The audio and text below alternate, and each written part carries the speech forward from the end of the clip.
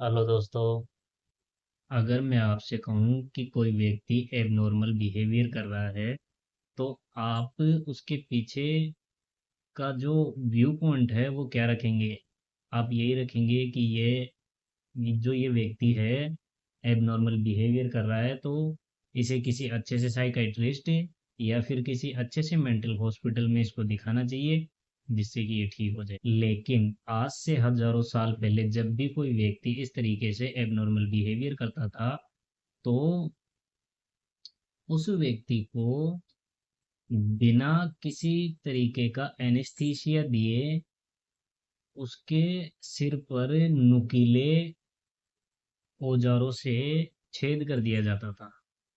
सुनने में ये आपको थोड़ा अनकंफर्टेबल लग सकता है, लेकिन ये एक एंशियंट यानी कि सर्जरी की एक प्रोसेस है जिसमें क्या करते थे कि जो व्यक्ति एबनॉर्मल बिहेवियर कर रहा है उसको यानी कि चारों तरफ से लोगों के द्वारा पकड़कर उसको बिना किसी प्रकार का एनेस्थीसिया दिए उसे बिना बेहोश किए उसके सिर पर नुकीले औजारों से छेद कर दिया जाता था। और जब जब उसका ब्लड बाहर निकल रहा होता था तो ये कहा जाता था कि जब तक इसमें से ब्लड बाहर निकलेगा इसमें से बुरी आत्मा बाहर निकल कर चली जाएगी।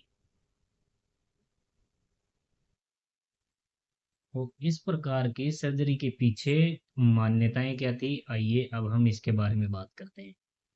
देखो, उस जमाने में ये माना जाता था कि व्यक्ति में दो तरह की आत्माएं निवास करती है, यानी कि दो तरह की आत्माओं का वास होता है। जब भी कोई व्यक्ति अच्छा बिहेवियर करता तो ये माना जाता था कि इस पर किसी देवीय या ईश्वरीय शक्ति का वास है। इसलिए ये एक संत, अच्छे रास्ते पर चलने वाले या मोरलिटी को मानने वाले व्यक्ति होते हैं। तो ये माना जाता था कि इसमें अच्छी आत्मा है।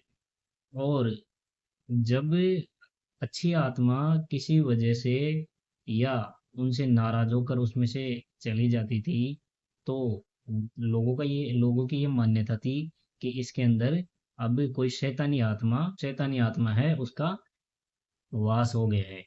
तो यानी कि जब तक इसमें ये शैतानी आत्मा रहेगी तो ये इसमें बहुत प्रकार की एबनॉर्मेलिटियों को विकसित कर देगी।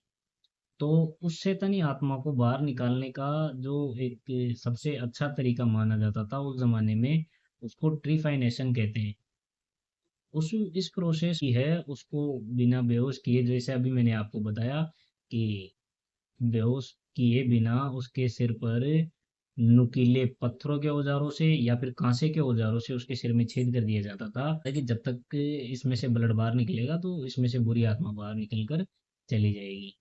ये प्रोसेस इतनी दर्दनाक थी कि या तो उस व्यक्ति की मृत्यु हो जाती थी, अगर मृत्यु हो गई तो ये कहा जाता था कि शैतान इसको अपने साथ लेकर चला गया। और अगर वो ठीक हो जाता था तो माना जाता था कि देखो इस सर्जरी से ये व्यक्ति क्या हो गया है, ठीक हो गया है।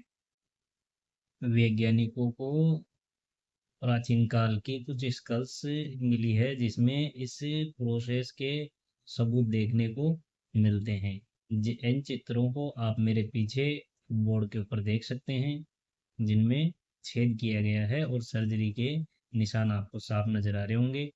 बहुत बार ऐसा हुआ है कि या तो व्यक्ति की मृत्यु हो जाती थी, लेकिन कई बार ऐसा भी हुआ है कि वो व्यक्ति सर्जरी के बाद भी कई सालों तक जिंदा रहता था। इसके सबूत हमें इन सर्जरी के इस सर्जरी से हुए छेदों से पता लगता है कि धीरे धीरे छेद वापस भरने लगे थे।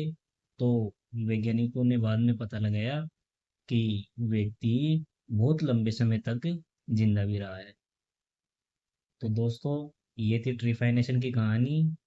तो क्या आपको लगता है कि आज समाज में अंधविश्वास पूरी तरीके से खत्म हो गया है या आज भी हमारे समाज में व्याप्त है? आप हमें इस बारे में कमेंट सेक्शन के अंदर कमेंट करके बता सकते हैं। और हम इसके ऊपर हम ये देखेंगे कि आज भी कहीं ना कहीं इस तरह की अंधविश्वास फैला हुआ है।